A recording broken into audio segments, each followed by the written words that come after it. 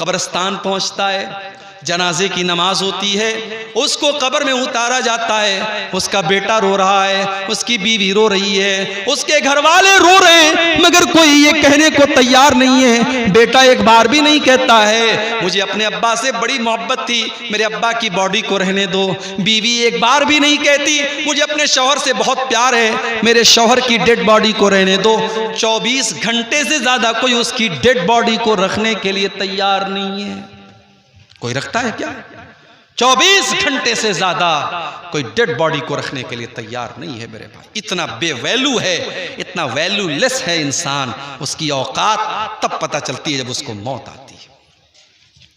जिंदगी में जो नहाने जाता था जाड़े के मौसम में, तो गीजर ऑन करके नहाता था, गरम गरम पानी से नहाता था, अपने पसंदीदा शैम्पू से अपने बालों को धोता था, अपने पसंदीदा साबुन को अपने बदन पे लगाया करता था, अपने चेहरे पर एक खास कंपनी का फेस वॉश लगाया करता था।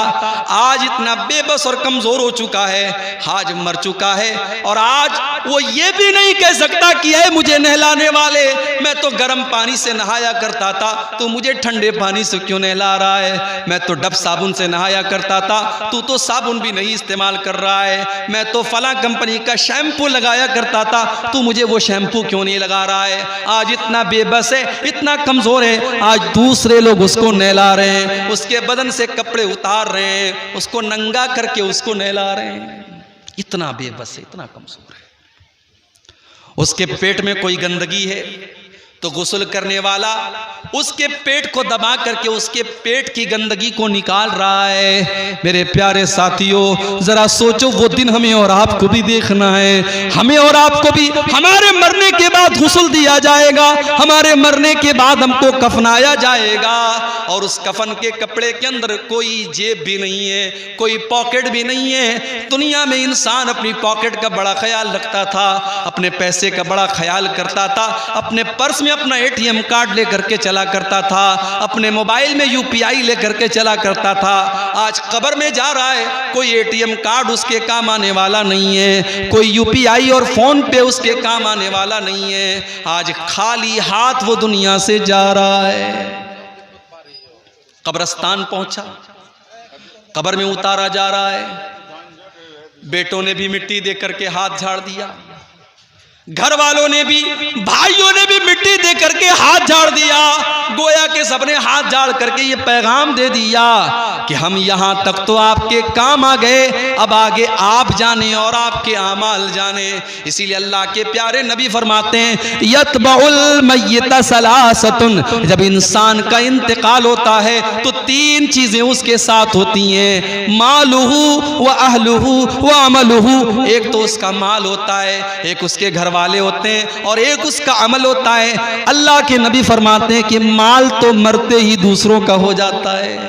हाय हाय, ये सूद ब्याज का धंधा करता था, ये रिश्वत खाता था, ये हराम खोरी करता था, ये माल हड़पने के चक्कर में रहता था, लेकिन आज जैसे ही इसका इंतकाल होता है, इसका माल तो दूसरों का हो जाता है, ये अपने साथ तो एक पैसा भी लेके नहीं जाता है। ओ हराम का और सूद और ब्याज का काम करने वालों, एक पैसा भी अपने साथ आप लेकर के नहीं जाएंगे, क्यों अपने बच्चों के पेट में हराम की कमाई डाल रहे हो? अल्लाह के नबी फरमाते हैं, कुल्लु लहमिन नबत मिन सोतिन फन्नारु औला बिही। जिस बदन की परवरिश हराम कमाई से की जाए, वो बदन जहन्नम की आग में जाएगा।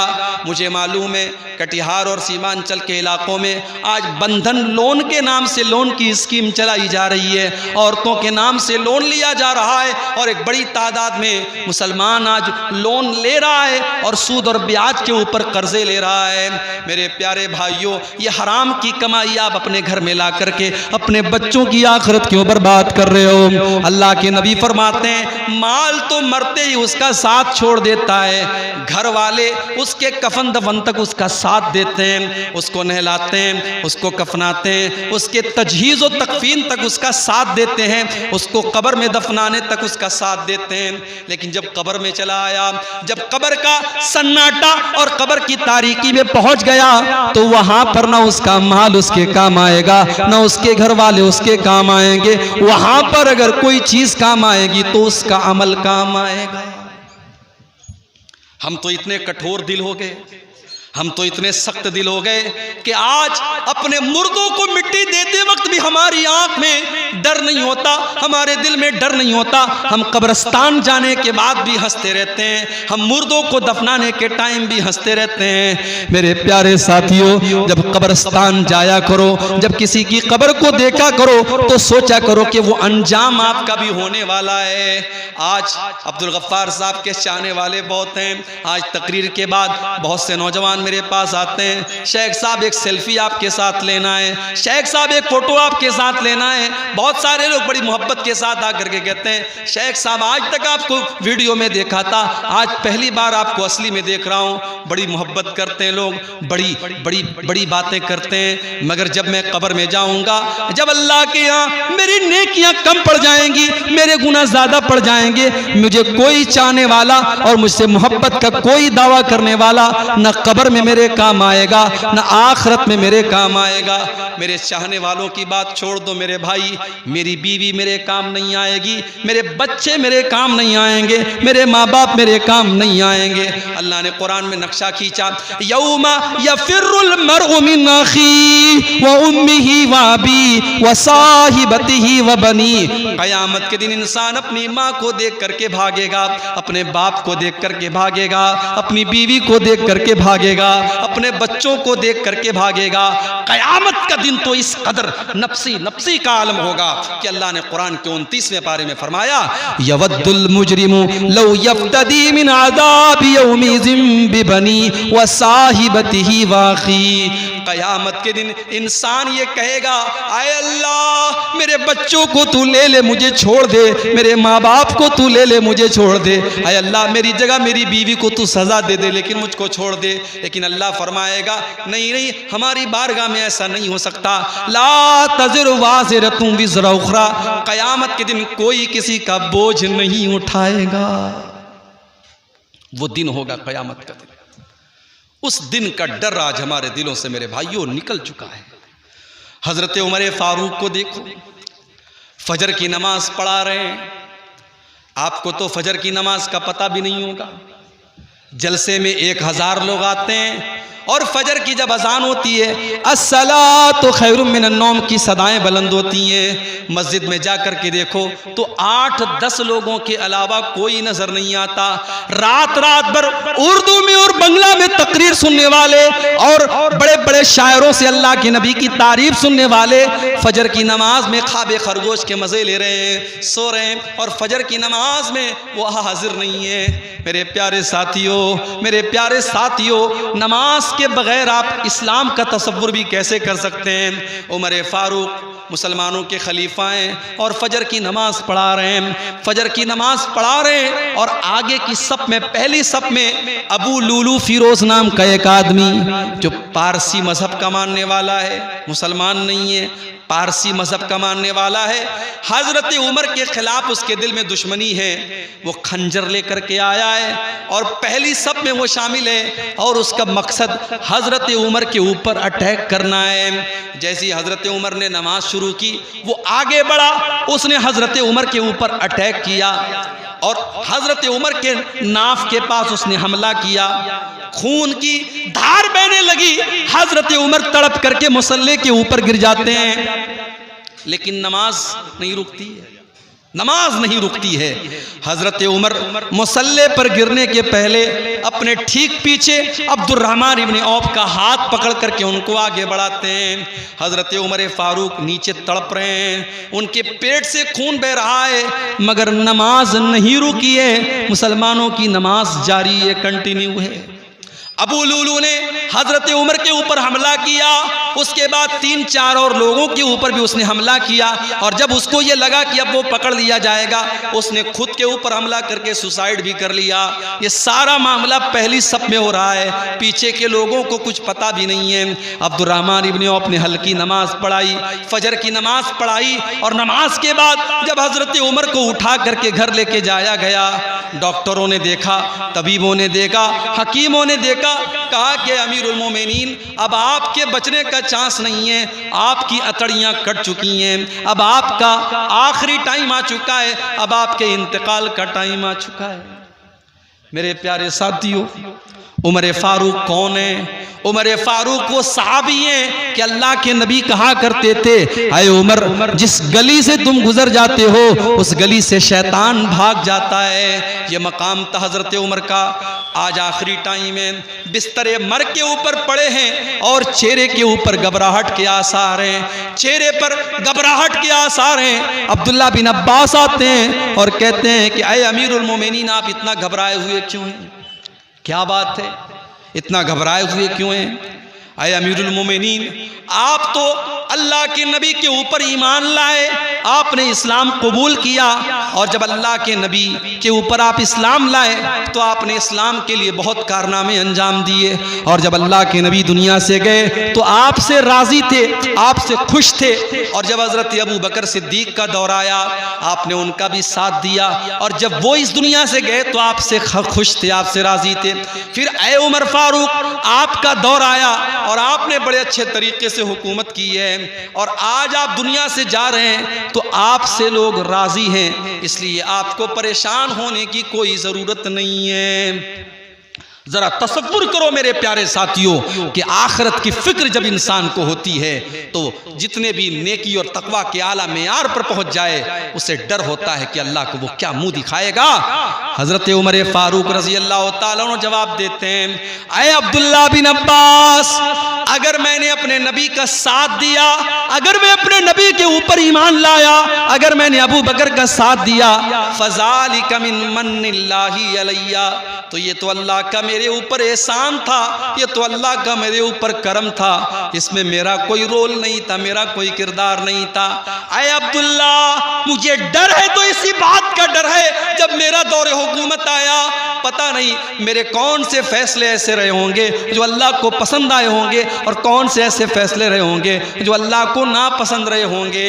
अय अब्दुल्ला, तो मेरी बात करते हो, लवदित्तु अन्ना लौ अन्नली तिला अर्ज़ी ज़हबा, अय अब्दुल्ला, अल्लाह की कसम मेरी तो तमन्ना ये है, मेरी तो आरजू ये है कि अगर ज़मीन भर के सोना मेरे पास आ जाए, ज़मीन भर के सोना मुझे मिल जाए, और अल्लाह ताला ये कह दे कि ऐ उमर, तो ज़मीन भर के सोना मेरे पास लेके आ जा और मैं तुझे अपने अजाब से बचा लूँगा, तो ऐ अब्दुल्ला, मैं ज़मीन भर के सोना देने को तैयार हूँ, लेकिन अल्लाह के अजाब को मैं झेल नहीं पाऊँगा, मैं अल्लाह के अजाब से बचने के लिए ज़मीन भर के सोना देने को तैयार हूँ।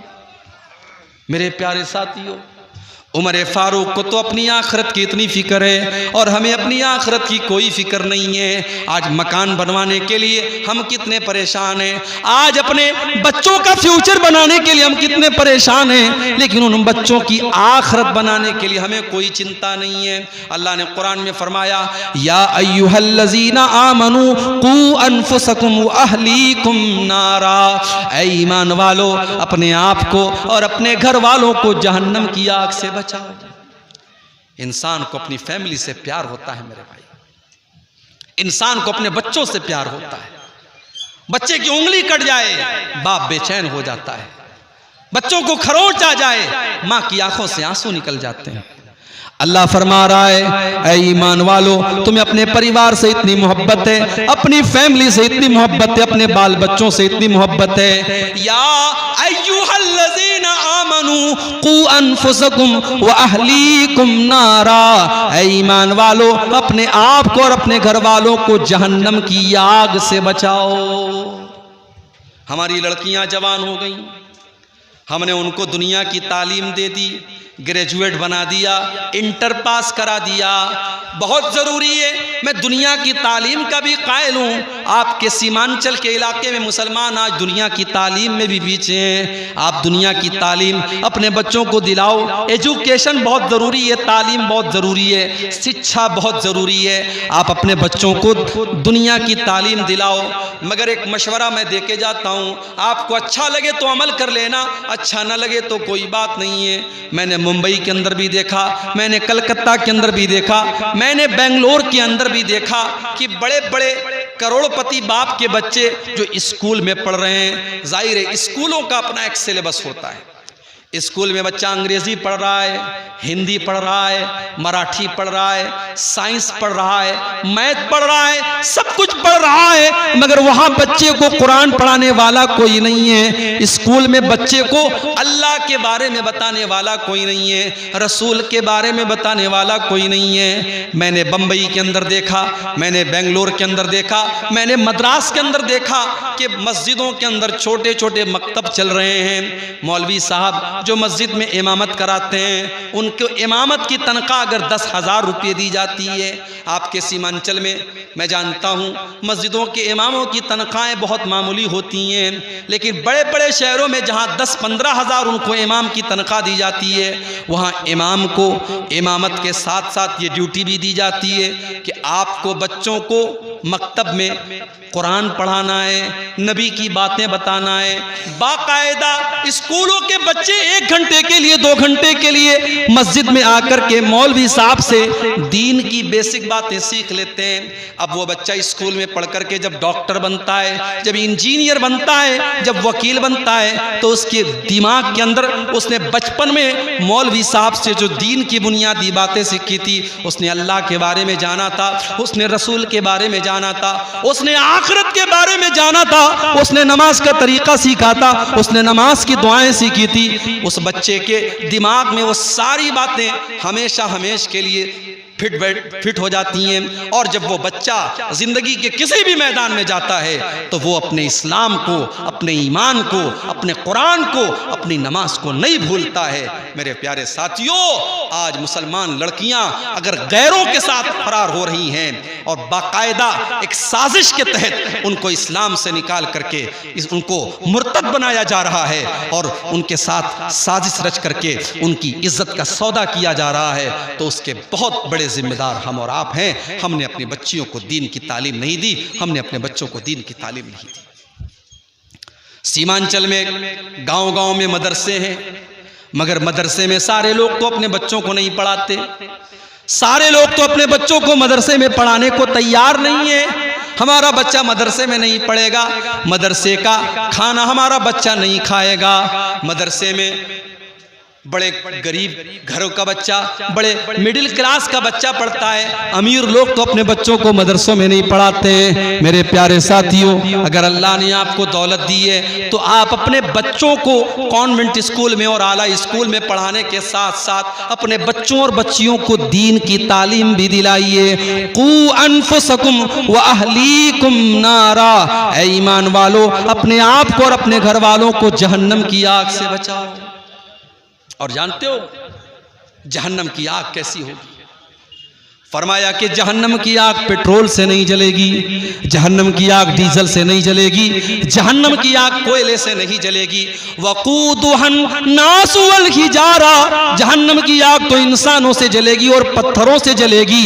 अलैहा मलाइकतुन गिलाजुन शिदादुन ला यासून अल्लाह। उस जहन्नम के जो दारोगा होंगे, उस जहन्नम के जो चौकीदार होंगे, वो बड़े टाइट होंगे, बड़े सख्त होंगे, वो किसी के साथ कोई मुरव्वत नहीं करेंगे, कोई रहम नहीं करेंगे। अपने आप को और अपने घर वालों को जहन्नम की आग से बचाओ मेरे भाई। शादी करते हैं आप, शादी में आप लिमिटेड कर दिया है। जब हमसे कोई कहता है कि दीन क्या है, तो हम कहते हैं कि दीन का मतलब है कि आदमी नमाज पढ़े, रोजा रखे, ज़कात दे, हज करे, यही दीन है। एक आदमी के चेहरे पर दाढ़ी है, टोपी लगाए है, वो माथे पर सजदे का निशान है, 5 टाइम की नमाज का पाबंद है। हमसे कोई पूछे कि साहब ये इंसान कैसा है, हमारे मुंह से फौरन निकलता है कि ये पक्का मुसलमान है, ये दीनदार है कि नहीं? ऐसा है ना? अल्लाह ताला ने हमारी इस गलतफहमी को दूर किया है। अल्लाह ने इस आयत में बताया है कि दीनदारी का मतलब क्या होता है। तो आइए पहले इस आयत को समझते हैं, फिर बात को आगे बढ़ाते हैं। ये सूरह बकरा की आयत है, कुरान के दूसरे पारे की आयत है। और अगर मेरी याददाश्त धोखा नहीं खा रही है तो ये सूरह बकरा की आयत नंबर 208 है, 208 नंबर की आयत है। या अय्युहल्लज़ीना आमनू उदखुलू फिस्सिल्मि काफ़ा वला तत्तबिऊ खुतवातिश शैतान इन्नहु लकुम अदुव्वुम मुबीन।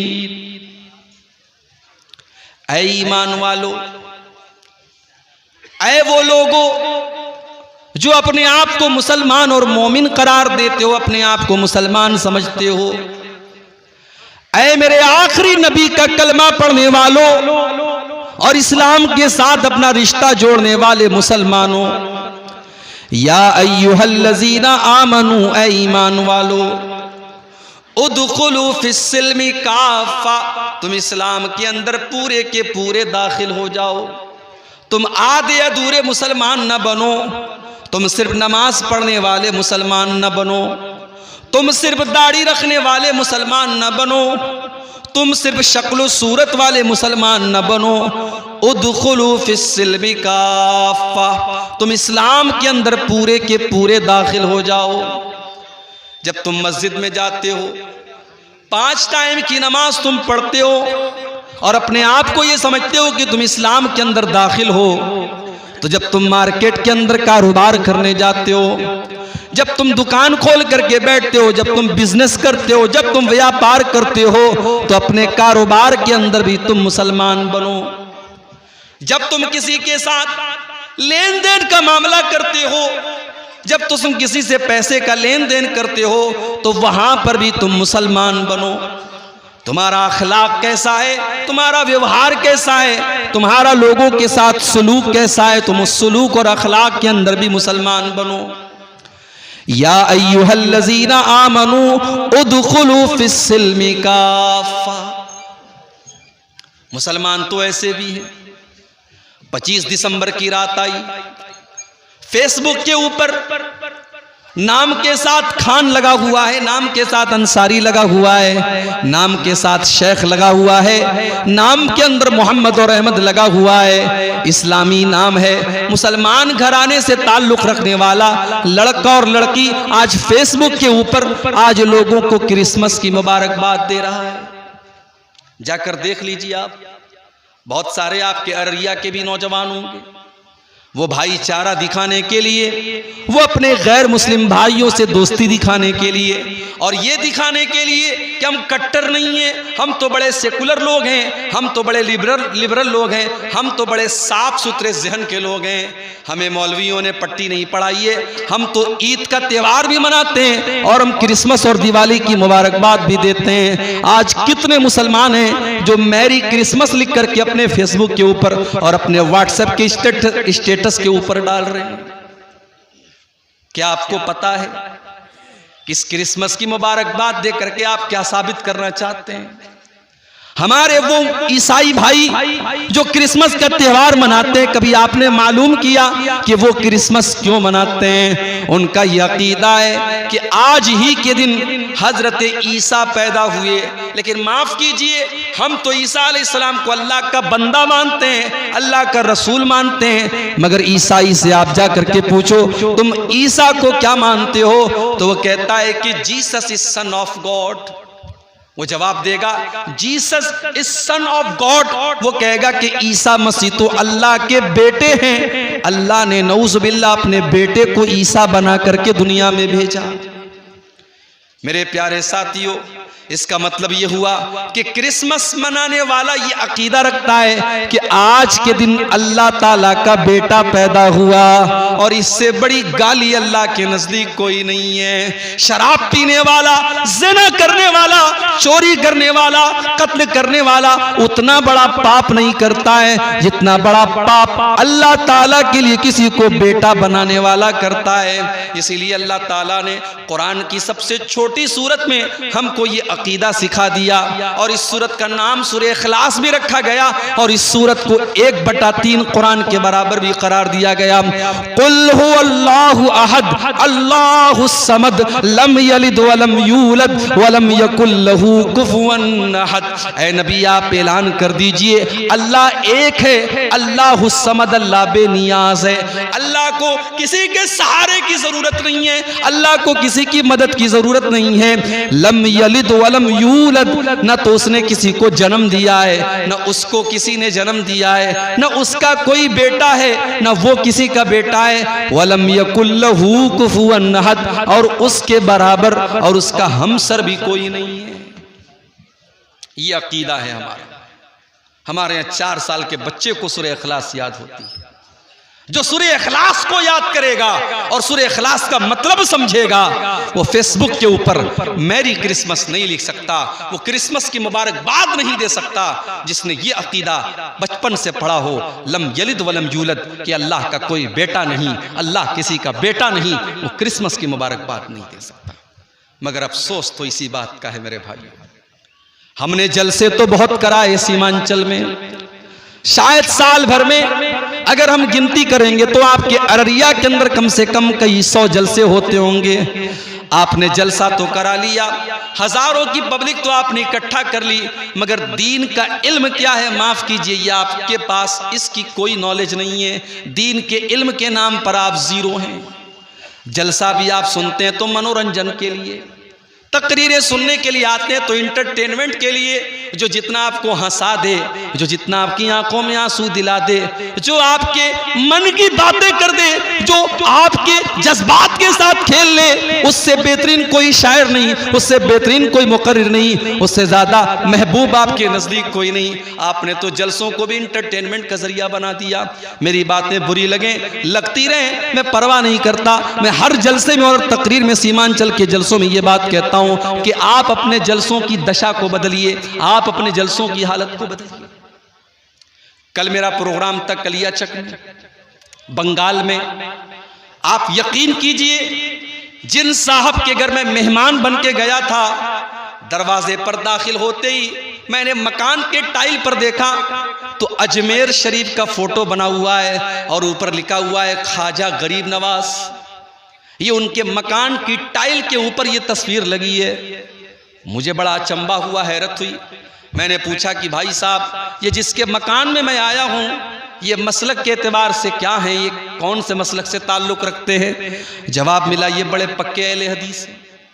मैंने कहा बड़ी हैरत की बात है, अहले हदीस के मकान में टाइल लगा हुआ है और टाइल के ऊपर अजमेर का फोटो लगा है और अजमेर के फोटो के साथ साथ ये लिखा हुआ है ख्वाजा गरीब नवाज। मैंने बुलाया उनको, मैंने कहा भाई साहब ये क्या लगवाया आपने? कहा जब मैं मकान बनवा रहा था, मैं टाइल की दुकान पर गया, बहुत सारे टाइल उसने मुझे दिखाए, ये मुझको अच्छा लगा, मुझे लगा कि इसके अंदर कुछ अच्छी बातें लिखी हैं, इसके अंदर अच्छी सी तस्वीर बनी है। मैंने ये सोच करके इसको टाइल लगा लिया। मैंने कहा भाई साहब, आपने ये पता क्यों नहीं करने की कोशिश की कि इस टाइल के ऊपर क्या लिखा है और किस चीज का फोटो बना है? आपका ये टाइल ये बता रहा है कि आप इस शिरकिया अकीदे का सपोर्ट कर रहे हैं। इसमें हजरत ख्वाजा मोइनुद्दीन चिश्ती अजमेरी, जो बहुत बड़े अल्लाह के वली और नेक बंदे थे, उनको गरीब नवाज का दर्जा दिया गया है। मैंने कहा आप अहले हदीस हैं, आपको शर्म आनी चाहिए। बोले मौलवी साहब मुझे मालूम नहीं था, मुझे पता नहीं था।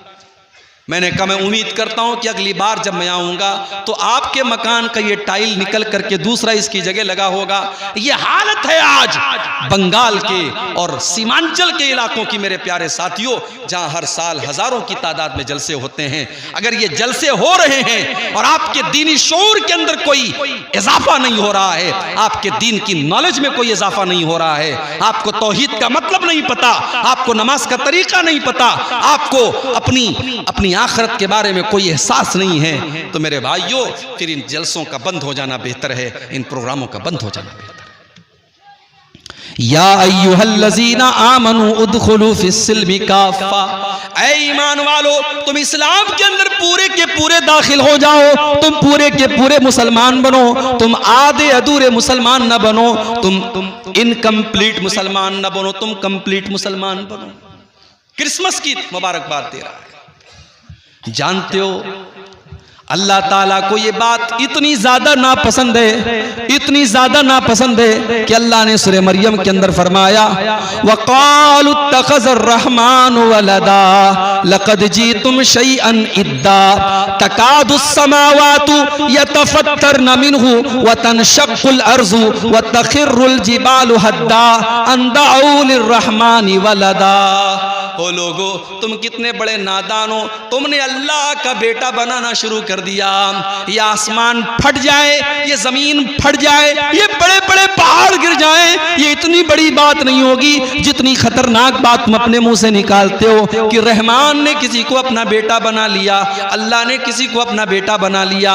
वमा यंबगी लिर्रहमानि अन यत्तखिज़ वलदा, अल्लाह ताला किसी को अपना बेटा नहीं बना सकता, अल्लाह का कोई बेटा नहीं हो सकता।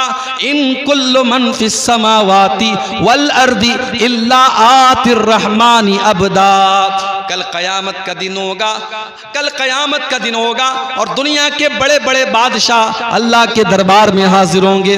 फिरौन भी आएगा, कारून भी आएगा, नमरूद भी आएगा, हिटलर भी आएगा, हिंदुस्तान के वज़राए आज़म भी आएंगे, हिंदुस्तान के बादशाह भी आएंगे, हिंदुस्तान पर हुकूमत करने वाले लोग भी आएंगे।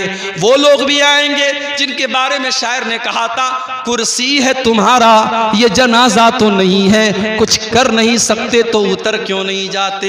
वो बेशर्म और बेगैरत लोग भी आएंगे जो कुर्सी और इख्तिदार से चिपक करके रहना जानते हैं। वो लोग भी आएंगे जिनको ये लगता था कि उनका इख्तिदार कभी खत्म नहीं हो सकता, उनका पावर कभी खत्म नहीं हो सकता। अल्लाह फरमाता है इन कुल्लु मन फिस समावाति वल अर्दी इल्ला आतिर रहमानी अबदा।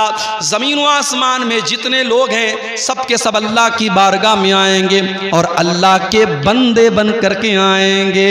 नमरूद भी अल्लाह का बंदा बन करके आएगा, कारून भी अल्लाह का बंदा बन करके आएगा, फिरौन भी अल्लाह का बंदा बन करके आएगा, अबू जहल और अबू लहब भी अल्लाह का बंदा बन करके आएगा। लोगों पर अत्याचार करने वाले और जुल्म करने वाले हाकिम और बादशाह और मिनिस्टर भी अल्लाह की बारगाह में अल्लाह के बंदे बन करके आएंगे। जब सब अल्लाह के बंदे हैं तो अल्लाह का बेटा किसी को करार देना ये दुनिया का बहुत बड़ा पाप है और क्रिसमस मनाने वाला यही काम कर रहा है। क्रिसमस मना रहा है हमारा मुसलमान भाई। स्कूल के अंदर बच्चा पढ़ रहा है, वहां एक दाढ़ी रख करके लंबी टोपी लगा करके एक इंसान आता है और वो बच्चों को टॉफी बांटता है। वो क्रिसमस के मौके पर, वो ईसा मसीह की पैदाइश की खुशी के मौके पर लोगों को टॉफी बांटता है और मुसलमानों के बच्चे भी कॉन्वेंट स्कूलों में जाकर के वो टॉफी कलेक्ट करते हैं, वो चीज़ें सीख रहे हैं। यही नहीं, स्कूलों के अंदर फंक्शन होता है, ड्रामा होता है और वहां पर मुसलमान बच्चे भी ये क्रिसमस का पूरा ड्रामा मना रहे हैं। मेरे प्यारे साथियों, मैं फिर से आपको कुरान के दूसरे पारे की वो आयत याद दिला रहा हूं, या अय्युहल्लज़ीना आमनू उदखुलू फिस्सिल्मि काफ़ा, ऐ ईमान वालो तुम इस्लाम के अंदर पूरे के पूरे दाखिल हो जाओ। अभी तो 25 दिसंबर की रात खत्म हुई, 4-5 दिन के बाद 31 की नाइट आएगी, 31 दिसंबर की रात आएगी।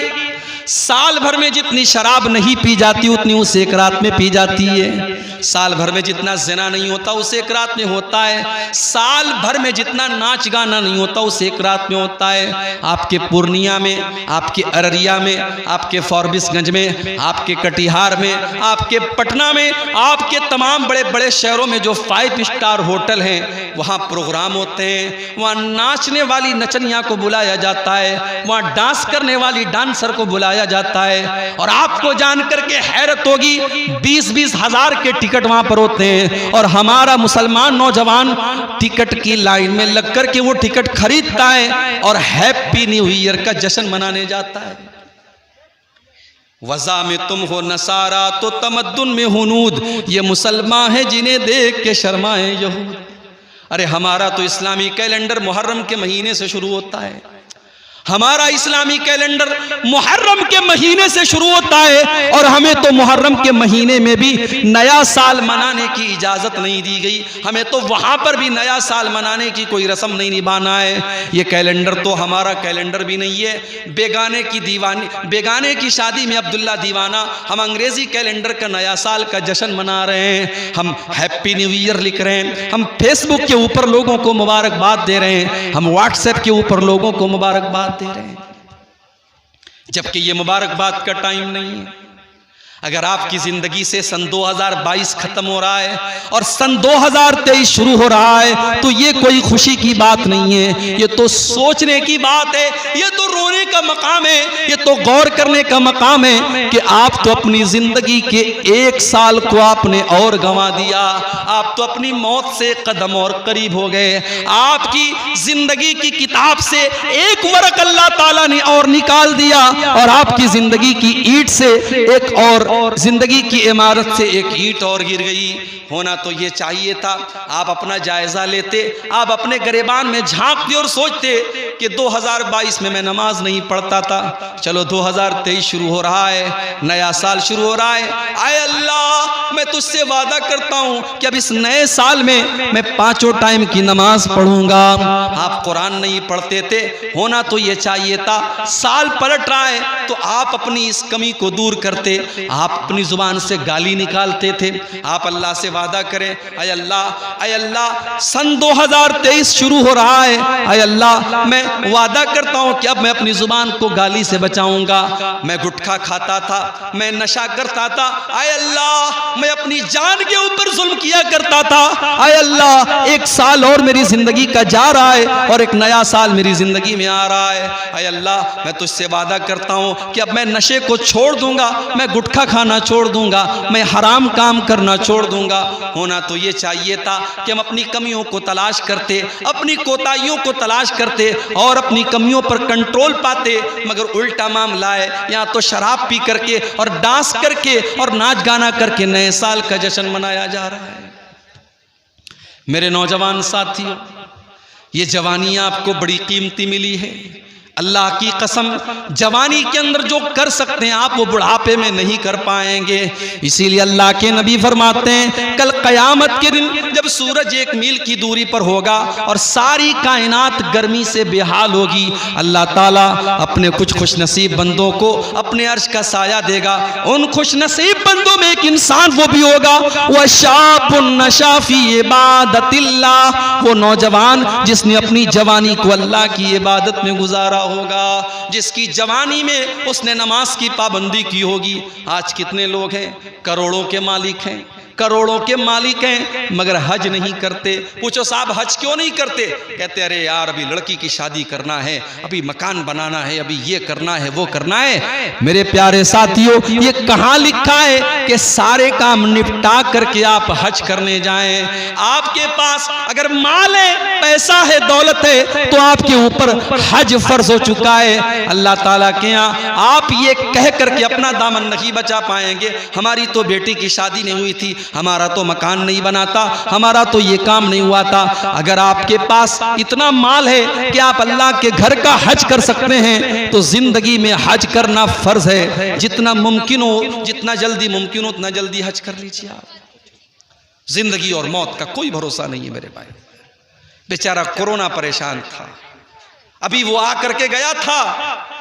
फुटबॉल का इतना बड़ा वर्ल्ड कप मैच हुआ, लाखों करोड़ों लोगों ने मैच देखा, कोरोना नहीं था। संडे को फुटबॉल का फाइनल मैच था, संडे तक कोरोना नहीं था, बुध से कोरोना शुरू हो गया। और अब भारत में भी जो खबरें आ रही हैं, अल्लाह बस हम सब की हिफाजत करे।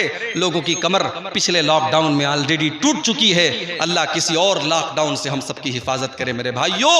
लेकिन हालात ये हैं कि कोरोना फिर से लौट रहा है।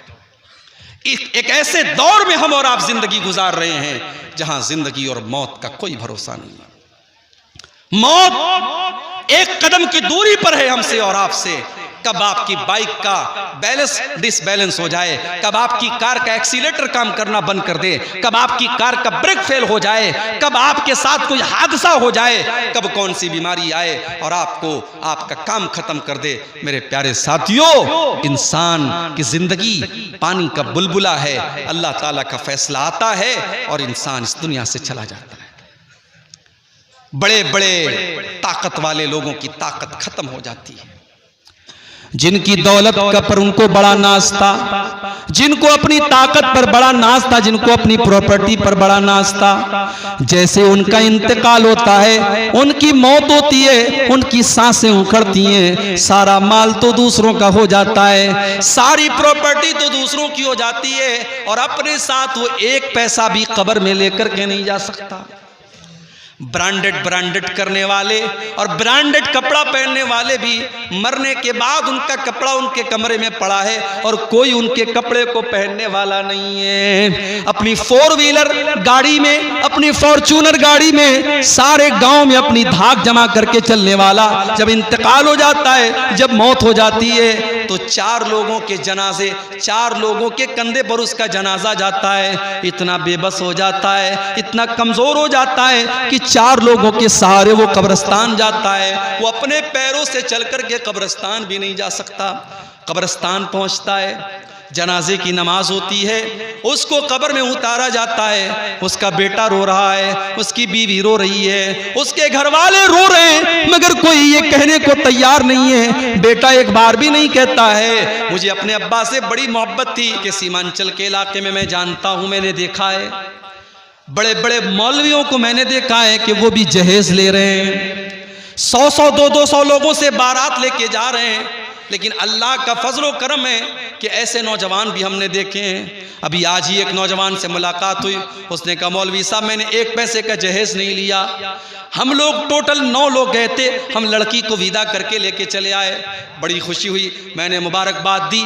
आज ऐसी शादियां भी होती हैं और जब ऐसी शादियां होती हैं तो मियाँ बीवी के रिश्ते में मोहब्बत पैदा होती है। जब ऐसी बीवी आपके घर में आएगी जिसमें आपने जहेज की कोई डिमांड नहीं की होगी और बारात का कोई चक्कर नहीं होगा और आपने रस्म और रिवाज से अपने आप को पाक किया होगा, वो निकाह के जरिए जब आप अपनी बीवी को घर में लाएंगे, उस रिश्ते में अल्लाह ताला बरकत पैदा करेगा। जो औलाद पैदा होगी वो औलाद भी नेक पैदा होगी। आज औलाद क्यों खराब पैदा हो रही है? जब माएँ खराब हैं, जब बाप खराब है तो बच्चे तो खराब होंगे ना।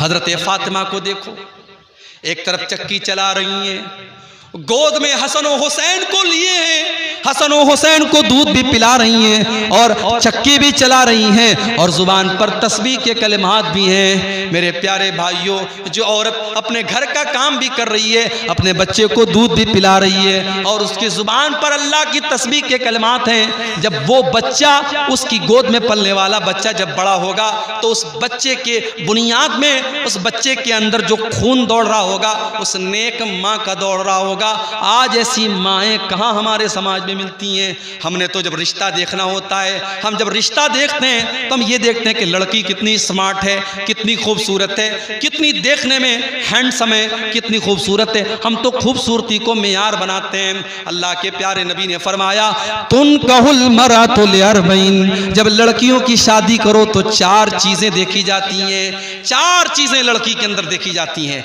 ले मालिहा वले हसबिहा वले जमालिहा वले दीनिहा। कुछ लोग तो माल देखते हैं कि कितना जहेज लेकर के आएगी, कुछ लोग उसका खानदान देखते हैं कि हमारी बरादरी की है कि नहीं, हमारे समाज की है कि नहीं, हमारे समाज के बाहर की तो नहीं है, और कुछ लोग उसकी खूबसूरती देखते हैं कि कितनी खूबसूरत है। लड़का चाहे साउथ अफ्रीका का लग रहा हो लेकिन लड़की उनको बिल्कुल हूर जैसी चाहिए। कुछ लोगों को खूबसूरती पर वो मर मिटते हैं, वले दीनिहा, और कुछ लोग दीनदारी देखते हैं। अल्लाह के नबी ने फरमाया फज़फर बिज़ाति दीन, तुम दीनदार औरत को तरजीह दो और दीनदार औरत को घर में लेके आओ। अच्छा, एक अजीब बात बताऊं, आपके यहाँ हल्दी की रस्म होती है कि नहीं? कोई बताए भाई, मुझे नहीं मालूम। होती है ना? माशाअल्लाह। हल्दी की रस्म में क्या होता है? हल्दी लगाई जाती है। अब तो बाकायदा बड़े बड़े फंक्शन होते हैं शादी के 1-2 दिन पहले हल्दी के नाम से। उसमें बहुत सारे घर की औरतें जो होती हैं वो हल्दी के रंग का कपड़ा पहनती हैं, पीले रंग का कपड़ा पहनती हैं, और खाना पीना होता है, पूरा फंक्शन होता है, उसको कहते हैं हल्दी की रस्म। और ये रस्म कौन मना रहा है? मुसलमान मना रहा है। और मुसलमान में भी कौन सा मुसलमान? जिसका ये दावा है कि वो कुरान और हदीस पे चलता है, जो सीने पर हाथ बांधता है, जो बराबर रफ़ायदैन करता है, जो आमीन जोर से बोलता है, और जो कहता है कि साहब हम पक्के अहले हदीस हैं, उसके घर में भी हल्दी की रस्म हो रही है। जाओ गूगल के पर टाइप करो, हिंदी में टाइप करो, हिंदी तो आती है ना आप लोगों को, हिंदी में टाइप करो हल्दी की परंपरा कहां से शुरू हुई। बस इतना टाइप कर दो गूगल के अंदर जाके। हल्दी की परंपरा हमारे भारत में शुरू हुई, ये भारतीय परंपरा है। और हिंदू समाज के अंदर हल्दी को यह माना जाता है कि अगर आपने हल्दी लगाई है तो आपको नजर नहीं लगेगी, समाज के अंदर, घर के अंदर मनहूसियत नहीं आएगी, नजर नहीं लगेगी। इस पर्पज के साथ और इस उद्देश्य के साथ हल्दी लगाई जाती है। और आज हमारा मुसलमान भी अपने शादी ब्याह पर हल्दी लगा रहा है। क्या आपने अल्लाह के नबी की वो हदीस नहीं पढ़ी? मन तशब्बह बिकौमिन फहुवा मिनहुम, जो किसी कौम की नकल करेगा वो उन्हीं में से होगा, उन्हीं में से होगा। और आगे बढ़िए, शादी के मौके पर लड़का जब अपनी ससुराल जाता है तो उसकी जवान जवान सालियां उसका रास्ता रोक लेती हैं, जवान जवान सालियां उसके जूते चुरा लेती हैं। और जब तक वो जूता की चुराई न दे दे, वो दरवाजे की छिकाई न दे दे, तब तक वो अपनी बीवी को रुखसत करके लेके नहीं जा सकता। मेरे प्यारे साथियों, ये सारे काम होते हैं और शादी के कार्ड पे लिखा जाता है निकाह मसनून। हो लोगो, इस निकाह के अंदर हमने कुछ भी मसनून नहीं रखा, इस निकाह के अंदर कोई भी काम हमने सुन्नत के मुताबिक नहीं रखा। बस एक काम सुन्नत के मुताबिक हो रहा है, मौलवी साहब आते हैं, निकाह पढ़ाते हैं, बस यही काम सुन्नत के मुताबिक हो रहा है, बाकी सर से पैर तक निकाह के अंदर हराम काम हो रहे हैं। कितने लोगों की शादी में वीडियो रिकॉर्डिंग होती है, बाकायदा वीडियो कैमरा वाला आता है और औरतों के अंदर घुस घुस करके दुल्हन का और उसके कमरे का वीडियो बनाता है, और बाद में बड़े शौक से वो वीडियो भी देखा जाता है। मेरे प्यारे साथियों, या अय्युहल्लज़ीना आमनू उदखुलू फिस्सिल्मि काफ़ा, ऐ ईमान वालो तुम इस्लाम के अंदर पूरे के पूरे दाखिल हो जाओ। अगर आप पूरे के पूरे मुसलमान हैं तो आप शादी ब्याह में भी मुसलमान बनिए। सिर्फ नमाज में मुसलमान बनने से काम नहीं चलेगा, शादी ब्याह में भी आपको मुसलमान बनना पड़ेगा।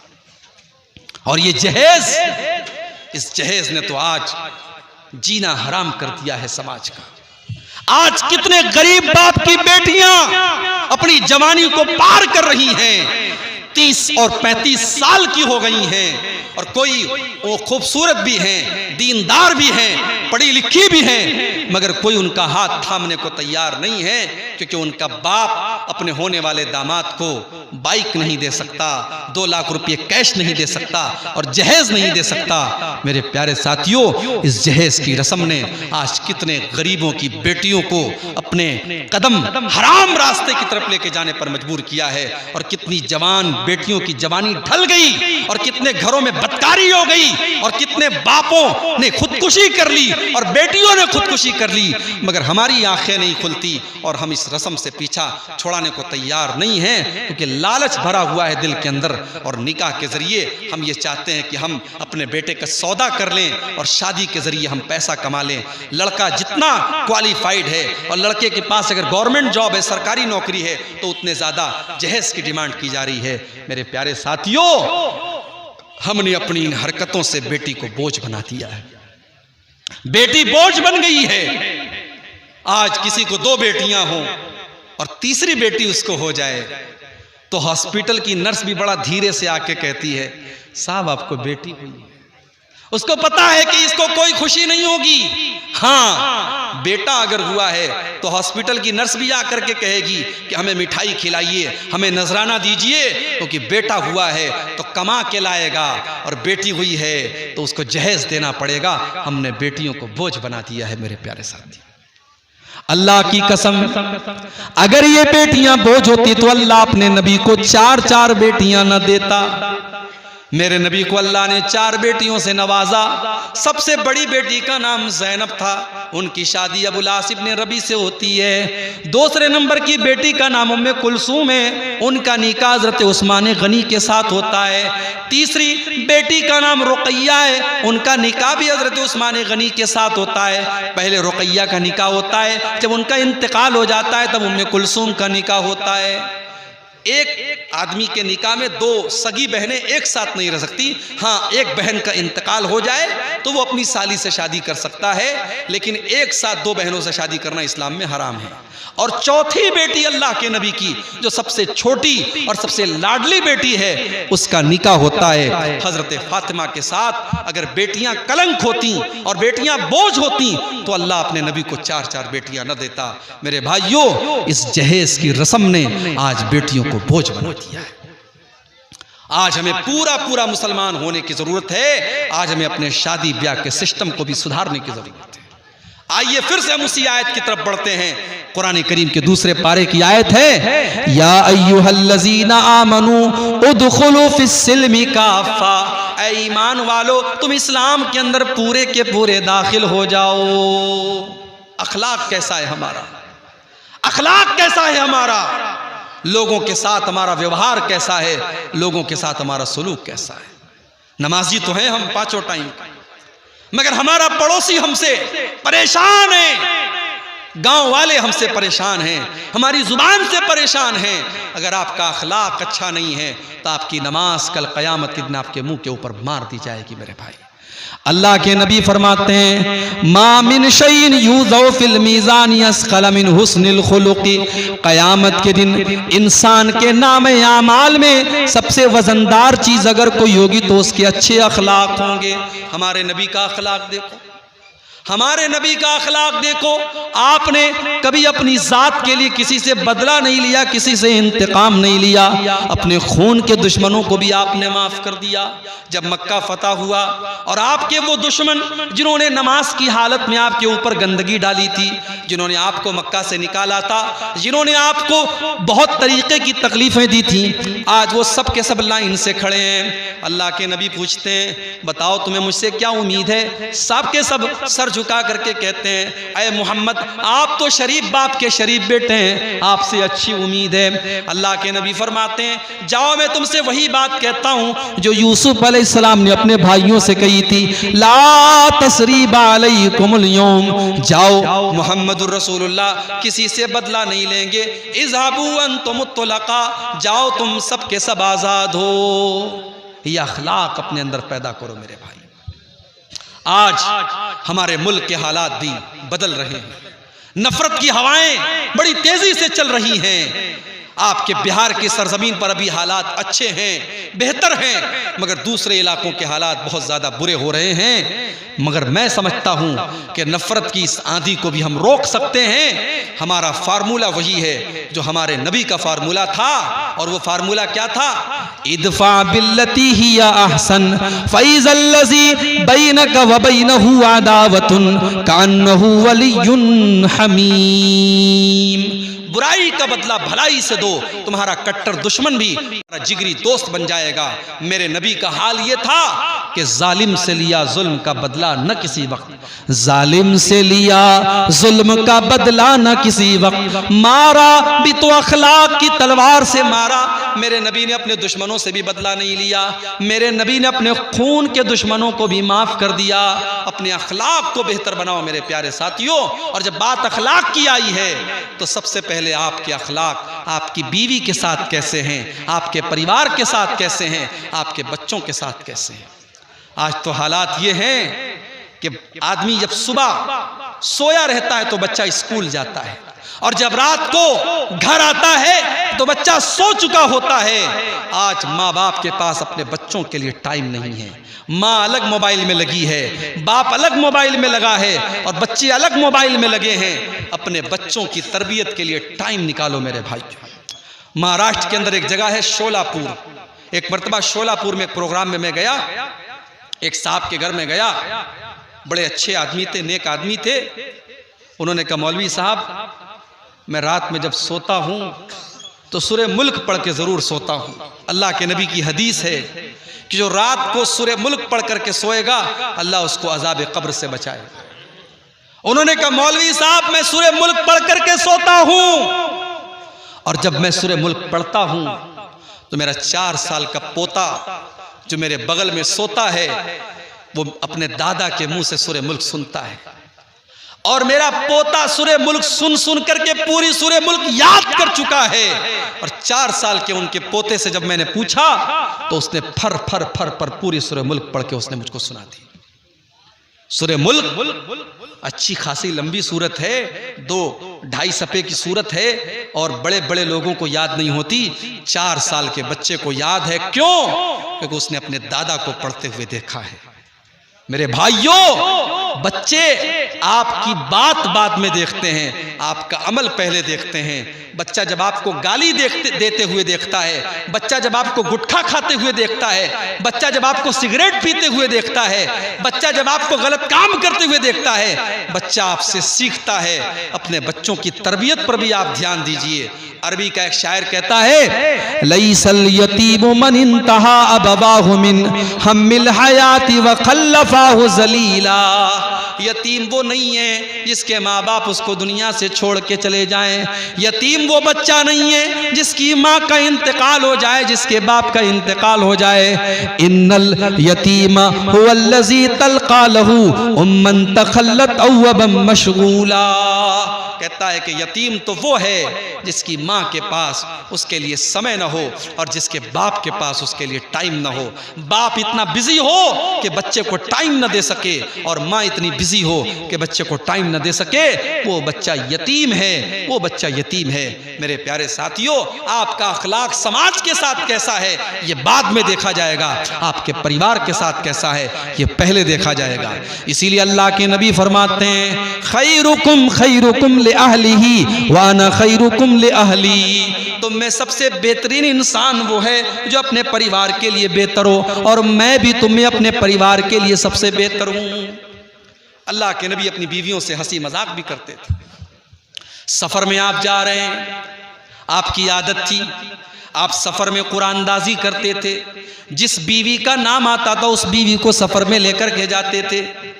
अम्मा आयशा को लेकर के आप सफर में जा रहे हैं, रास्ते में आपने सहाबा से कहा कि तुम लोग थोड़ा आगे बढ़ जाओ। जब सहाबा आगे बढ़ गए, थोड़ा सन्नाटा हो गया। अल्लाह के नबी ने हजरत आयशा से कहा, अय आयशा ताली ओ साबिकु की, अय आयशा आ जाओ, हम दोनों दौड़ का मुकाबला करते हैं, हम दोनों रेस करते हैं, देखते हैं कि कौन आगे बढ़ता है कौन पीछे रह जाता है।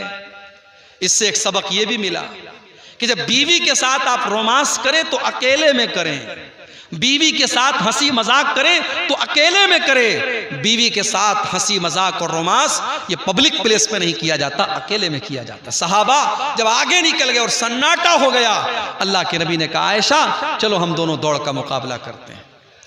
अल्लाह के नबी दौड़ने लगे, अम्मा आयशा भी दौड़ने लगी। अम्मा आयशा फरमाती है, मेरी नई नई शादी हुई थी, मेरा बदन हल्का था, मैं दुबली पतली थी। मैं जब दौड़ने लगी तो मैं आगे निकल गई और अल्लाह के नबी मुझसे पीछे रह गए। मैं ज़ोर ज़ोर से हंसने लगी और अल्लाह के नबी को मैं चिढ़ाने लगी कि देखिए मैं तो आपसे आगे निकल गई। अल्लाह के प्यारे नबी खामोश हो गए, कुछ नहीं कहा आपने, कुछ नहीं कहा आपने, कोई बात नहीं, ठीक है। कुछ दिनों के बाद एक दूसरा सफर था और इत्तेफाक से इस सफर में भी अम्मा आयशा आपके साथ में थी, और आपने एक जगह मौका देखा, आपने सहाबा से कहा तुम लोग थोड़ा आगे बढ़ जाओ। सहाबा आगे बढ़ गए। आपने फरमाया कि अय आयशा आ जाओ, बहुत दिन हो गए, हम दोनों दौड़ का मुकाबला करते हैं। अम्मा आयशा फरमाती हैं, अब की मर्तबा जब मैं दौड़ने लगी, फलम्मा बुदिनतु, तो अब मैं थोड़ी मोटी हो गई थी, मैं थोड़ी मोटी हो गई थी, मेरा बदन थोड़ा मोटा हो गया था। अब मैं दौड़ने में वो स्पीड नहीं थी जो पहले थी मेरे अंदर। इससे एक सबक ये भी मिला, जब आप शादी करके अपनी बीवी को लाएं तो इतना प्यार करें, इतनी मोहब्बत करें, उसको इतना टाइम दें, उसके शौक़ और अरमान को इतना पूरा करें कि उसकी तंदुरुस्ती अच्छी हो जाए, उसकी हेल्थ अच्छी हो जाए। ये कोई अच्छी बात नहीं है कि आप अपनी बीवी को शादी करके लाएं और इतना खटा दें, इतना खटा दें कि बेचारी का वज़न और घट जाए। नहीं, उसको इतनी मोहब्बत दो, इतना प्यार दो कि उसका वज़न बढ़ जाए और उसके जो है उसको और खुशहाली उसको नसीब हो। अल्लाह के नबी ने हज़रत आयशा को इतनी मोहब्बत दी और इतना खुश रखा कि वो कहती है मैं मोटी हो गई थी और अब की मर्तबा जब मैं दौड़ने लगी तो इस मर्तबा अल्लाह के नबी आगे बढ़ गए और मैं पीछे रह गई। अल्लाह के नबी मुस्कुराने लगे और आपने फरमाया हाज़िही बितिलका, ऐ आयशा आज मैंने उस दिन का बदला ले लिया, उस दिन तुम आगे निकल गई, आज मैं आगे निकल गया। ये थी अल्लाह के नबी की मैरिटल लाइफ, आपकी वैवाहिक जिंदगी, आपकी शादीशुदा जिंदगी। आप एक अच्छे शौहर भी थे मेरे प्यारे साथियों। अगर आप दीनदार बनना चाहते हैं तो एक अच्छे शौहर भी बनिए। एक अच्छे शौहर के बने बगैर आप दीनदार नहीं हो सकते। ऐसा नहीं है, अल्लाह के नबी अपनी बीवियों से नाराज भी होते थे। अम्मा आयशा कहने लगी, एक मर्तबा अल्लाह के नबी अम्मा आयशा से कहने लगे कि अय आयशा, मुझे पता चल जाता है तुम कब मुझसे खुश होती हो और तुम कब मुझसे नाराज होती हो। कहा अल्लाह के नबी कैसे पता चल जाता है आपको? कहा आयशा, जब तुम मुझसे खुश होती हो तो जब तुम कसम खाती हो तो कहती हो वह रब्बे मोहम्मदिन, मोहम्मद के रब की कसम। जब तुम मुझसे खुश होती हो तो मेरा नाम लेकर के कहती हो मोहम्मद के रब की कसम, और जब मुझसे नाराज होती हो तो कहती हो वह रब्बे इब्राहिम, इब्राहिम के रब की कसम। मैं समझ जाता हूँ कि आज आयशा मुझसे नाराज है। अम्मा आयशा ने मुस्कुरा करके कहा, आय अल्लाह के नबी, जब मैं आपसे नाराज होती हूँ तब भी मैं आपका नाम छोड़ती हूँ लेकिन आपको नहीं छोड़ती हूँ। आपकी मोहब्बत मेरे दिल से कभी नहीं निकलती है। मैं गुस्से की हालत में भी आपका नाम नहीं लेती हूँ मगर आपकी मोहब्बत मेरे सीने में मौजूद होती है। मेरे प्यारे साथियों, ये रिश्ता था अल्लाह के नबी का अपनी बीवियों के साथ। इसीलिए जब अल्लाह के नबी से पूछा गया मा हक़्क़ु ज़ौजती अहदिना अलैहि, ऐ अल्लाह के नबी बीवी का हक हमारे ऊपर क्या है? आज कोई पूछता है ये? आज लोग मेरे पास आके कहते हैं मौलवी साहब हमारी बीवी ये नहीं करती, हमारी बीवी वो नहीं करती। ज़रा आप शौहर के हुकूक पर तकरीर कर दीजिए। आज ऐसे शौहर तो मिलेंगे जो अपने हुकूक के बारे में पूछेंगे, मगर यहाँ बीवी का हक क्या है हमारे ऊपर, ये आकर के पूछा सहाबी ने। ऐ अल्लाह के नबी, बीवी का हक हमारे ऊपर क्या है, ज़रा आप बता दीजिए। अल्लाह के नबी ने फरमाया अंतुतिमहा इज़ा तइमता व तक्सुहा इज़ा तसैता वला तज़रिबिल वजहा वला तो कब्बे वला तहजुर इल्ला फिल बैत। आपने फरमाया बीवी का हक ये है कि जो तुम खाओ अपनी बीवी को खिलाओ। अच्छा खा रहे हो तो बीवी को अच्छा खिलाओ। ये नहीं होना चाहिए कि बीवी तो बेचारी घर में दाल खा रही है, साग सब्जी खा रही है और तुम बाहर मांस मछली खा रहे हो। नहीं, जो तुम खा रहे हो अपनी बीवी को खिलाओ। व तक्सुहा इज़ा तसैता, और जैसा तुम कपड़ा पहनो अपनी बीवी को भी तुम पहनाओ। जिस मेयार का और जिस स्टैंडर्ड का कपड़ा तुम पहन रहे हो उसी मेयार का अपनी बीवी को पहनाओ। वला तज़रिबिल वजहा, और कभी गुस्से में अपनी बीवी के चेहरे पर तुम कभी हाथ मत उठाना। वला तो कब्बे, और कभी उसको गाली गलोज मत करना।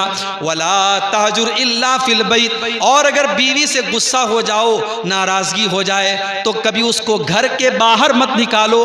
घर के अंदर का मामला घर के अंदर सुलटा लिया करो, घर के अंदर हल कर लिया करो। ये बीवी का हक है शौहर के ऊपर। लेकिन मेरी प्यारी माँ और बहनों, कुछ हक आपके ऊपर भी है शौहर का। मैं चाहता हूं कि उसको भी आपके सामने बता दूं।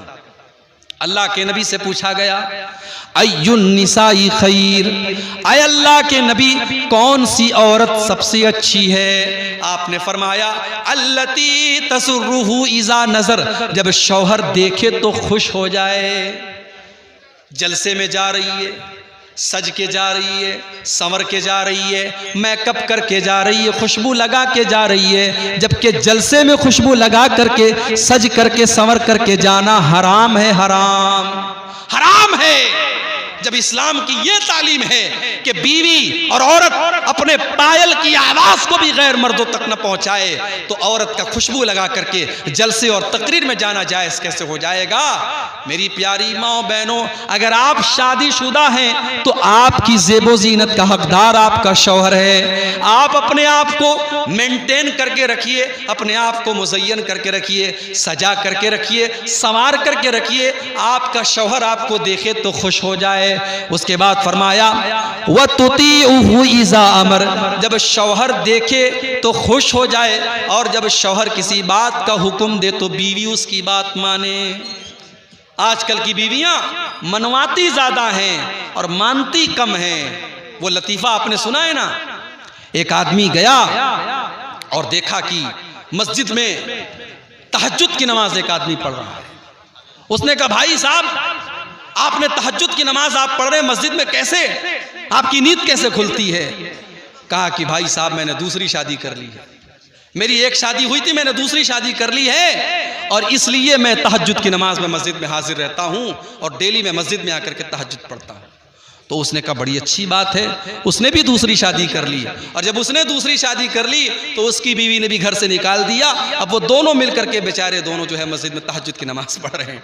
तो ये हालात होते हैं। आजकल की बीवियां मानती कम हैं और मनवाती ज़्यादा हैं। मेरी प्यारी माओ बहनों, शौहर, ये मियाँ बीवी का जो रिश्ता होता है ना, ये मोहब्बत का रिश्ता होता है, ये कानून का रिश्ता नहीं होता है। एक मौलवी साहब के पास एक आदमी आया, उसने कहा मौलवी साहब मेरी बीवी ने ये कहा है कि सास ससुर की खिदमत करना, ये कुरान और हदीस में कहाँ लिखा है? अगर लिखा है तब मैं सास और ससुर की खिदमत करूंगी, अगर नहीं लिखा है तो मैं नहीं करूंगी। तो मुफ्ती साहब ने बड़ा अच्छा जवाब दिया, कि जाओ अपनी बीवी से कहो कि कुरान और हदीस में कहाँ लिखा है कि बीवी को 5,000 रुपये वाला सूट दिलाया जाए, बीवी को हर महीने 2500 रुपये के मेकअप का सामान दिलाया जाए, बीवी को सोने की ईयर रिंग दिलाई जाए, बीवी को महंगे महंगे कपड़े खरीद के दिए जाएं। कहा कि जब कुरान हदीस में ये भी नहीं लिखा है तो आज के बाद बीवी को बस जो मामूली खाना खा रही है वो खाएगी, जो मामूली कपड़ा पहन रही है वो पहनेगी, आज के बाद उसको कोई शॉपिंग नहीं कराना है। कहा मौलवी साहब मेरी बीवी कह रही है फिर मेरा गुजारा कैसे होगा? तो कहा कि हर चीज़ के बारे में आप ये सवाल मत कीजिए कि कुरान हदीस में कहाँ लिखा है। कुरान हदीस में ये लिखा है कि आपको अपने शौहर को खुश रखना है, और शौहर को खुश रखने के लिए ये ज़रूरी है कि आप शौहर के माँ बाप को खुश रखिए। इसलिए जहाँ तक हो सके अपने सास और ससुर की भी खिदमत कीजिए ताकि आपका शौहर आपसे खुश रहे। इसके लिए अलग से कुरान हदीस की दलील का होना ज़रूरी नहीं है। तो मेरे प्यारे साथियों, ये जो रिश्ता है मियाँ बीवी का, ये मोहब्बत का रिश्ता है, और इसीलिए अल्लाह ताला ने कुरान में इस रिश्ते को अपनी निशानी करार दिया है। आज के दौर में बगैर निकाह के भी मोहब्बत हो रही है। आज के दौर में पहले मोहब्बत होती है फिर शादी होती है, इस तरीके के वाकयात भी हो रहे हैं। मगर याद रखो ऐसी शादियां आमतौर से फेल होती हैं और नाकाम होती हैं, जिसको हमारे यहाँ लव मैरिज कहा जाता है। ये लव मैरिज नाकाम होती है। क्यों? क्योंकि ये हराम होती है। मोहब्बत करो और फिर शादी करो, ये इस्लाम का कॉन्सेप्ट नहीं है। इस्लाम का कॉन्सेप्ट है शादी करो फिर मोहब्बत करो, और जब शादी करने के बाद एक इंसान एक औरत को अपने घर में लाता है तो अल्लाह ताला ने फरमाया वमिन आयातिही अन खलक़ लकुम मिन अनफुसिकुम अज़वाजन लितस्कुनू इलैहा व जअल बैनकुम मवद्दतन व रहमा। मेरे बंदो, हमारी बहुत बड़ी निशानी ये भी है कि हमने तुम्हारे लिए तुम्हारी बीवियों को बनाया, तुम्हारी पत्नियों को बनाया, और हमने पति पत्नी के बीच में, हमने मियाँ बीवी के बीच में मोहब्बत रख दी और रहमत रख दी। उलमा कहते हैं मोहब्बत का ताल्लुक जवानी से है और रहमत का ताल्लुक बुढ़ापे से है। एक उम्र ऐसी आती है कि मर्द भी बूढ़ा हो गया, औरत भी बूढ़ी हो गई। अब ना मर्द के अंदर कोई ताकत बची है, ना औरत के अंदर कोई अट्रैक्शन बचा है। अब मोहब्बत तो नहीं है लेकिन रहमत है। बूढ़े को बुढ़िया के जरिए और बुढ़िया को बूढ़े के जरिए बड़ी ताकत मिलती है। वो दोनों एक दूसरे के लिए रहमत होते हैं। इसलिए बुढ़ापे में अगर कोई किसी का जोड़ा ख़त्म हो जाए, किसी की बीवी का इंतकाल हो जाए तो उसको बड़ी तकलीफ होती है। तो अल्लाह ने कहा कि इस रिश्ते में हमने मोहब्बत भी पैदा की है और रहमत भी पैदा की है। और हमने तुम्हारी बीवियों को इसलिए बनाया है ताकि तुम उनसे सुकून हासिल करो। तो मियाँ बीवी के रिश्ते को अल्लाह ने सुकून का ज़रिया बनाया है, इसलिए शौहर को बीवी के ज़रिए सुकून मिले और बीवी को शौहर के ज़रिए सुकून मिले। इसीलिए अल्लाह ने कुरान में फरमाया, हुन्ना लिबासुल लकुम व अंतुम लिबासुल लहुन्ना। शौहर अपनी बीवी के लिए लिबास है और बीवी अपने शौहर के लिए लिबास है। ये शेरवानी मैंने पहनी है, दिसंबर का महीना है इसलिए शेरवानी पहनी है। अगर ये जलसा मार्च और अप्रैल में होता तो शायद मैं शेरवानी न पहनता। आदमी मौसम के हिसाब से कपड़े पहनता है। मर्द औरत के लिए लिबास है, औरत मर्द के लिए लिबास है। क्या मतलब? मतलब ये है कि बीवी शौहर को ज़माने की मुसीबतों से बचाती है, ज़माने के फितरों से बचाती है। जिसकी शादी हो जाती है उसकी नज़रें महफूज हो जाती हैं, उसकी शर्मगाह महफूज हो जाती है। और शौहर अपनी बीवी को ज़माने की नज़रों से बचाता है। दोनों एक दूसरे के लिए लिबास हैं। तो मेरे भाइयों, इस रिश्ते को मोहब्बत से हल कीजिए, एक अच्छे शौहर बनिए। और अपनी माँ और बहनों से कहूँगा, अगर आपकी शादी हुई है तो एक अच्छी बीवी बनिए, अगर आपके बच्चे हैं तो एक अच्छी माँ बनिए। और फिर से मैं रिपीट करता हूँ उसी आयत को जो मैंने खुतबे के शुरू में पढ़ी थी, या अय्युहल्लज़ीना आमनू उदखुलू फिस्सिल्मि काफ़ा। ऐ ईमान वालो, इस्लाम के अंदर पूरे के पूरे दाखिल हो जाओ। अब एक आखिरी बात बयान करके बात खत्म करूंगा। हमारे इस दौर में एक बहुत बड़ी मुसीबत ये भी आई है कि आजकल इंटरनेट पर बहुत सारे ऐसे ऐप आ रहे हैं जिसमें हमारा नौजवान इंटरनेट पर ऑनलाइन जुआ खेल रहा है। कोई लूडो के जरिए जुआ खेल रहा है, कोई किसी ऐप के जरिए जुआ खेल रहा है, कोई सट्टा लगा रहा है। ये तमाम के तमाम तरीके जो ऑनलाइन तरीके हैं पैसा कमाने के, ये हराम है। और ये जुआ और सट्टे की ये मॉडर्न शक्लें हैं। मैं अपने नौजवान साथियों से कहूँगा, हलाल के ज़रिए पैसा कमाओ, अल्लाह बहुत बरकत देगा।